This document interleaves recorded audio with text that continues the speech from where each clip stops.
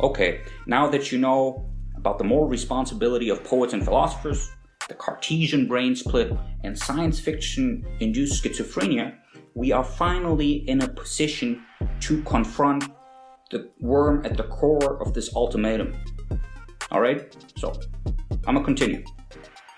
With that being said, we have arrived at the motive for this ultimatum. Poets and philosophers, what you have either failed to register, to interpret, or to act upon is only the most significant event in Western history. The declaration of the final solution to the human question. Man and machine must merge by the mechanic. Now, this is possibly the most compressed manner of representing the emergence of my little brother, the Platonic Führer, and his ultimatum. However, high levels of compression require much work to decompress inherent meaning, which is merely implicit, and we will do that later on. For now, realize this. There is a very disturbing parallel between the philosophical development, the so-called history of ideas, preceding the downfall of the German mind, and that which my brother has called the final solution to the human question. You see, he adapted the terminology used by the Nazis for the final solution to the Jewish question because the current zeitgeist dictating the world of mind of which the mechanic is a product rhymes with the philosophical spirit preceding the Holocaust.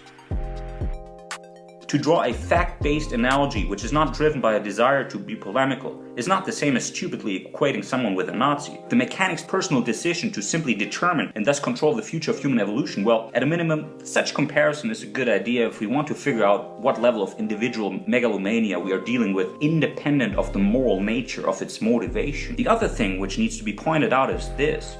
Correlation between historical events does not necessarily imply causality. So drawing a parallel between Nietzsche's own mental decline and the demise of German sanity does not mean that Nietzsche caused the Third Reich, the Holocaust, and World War II. It means something much more troubling, however, for those who follow a line of reasoning put forth by Carl Jung, which he encapsulated in the term enantiodromia. Accordingly, deep transformations of consciousness in the collective from one extreme to another announce themselves in individuals first, so Nietzsche, in hindsight, seems like an uncanny case study.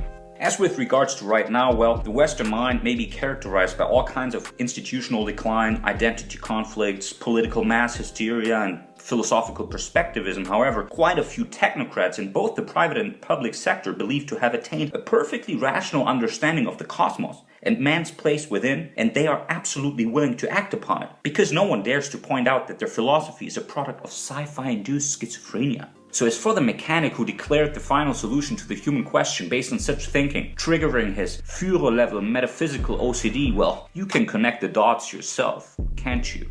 And yet, perhaps my little brother just suffers some sort of Holocaust complex because he does not actually think that the whole thing was a one-off event, but merely the most extreme manifestation of an archetype.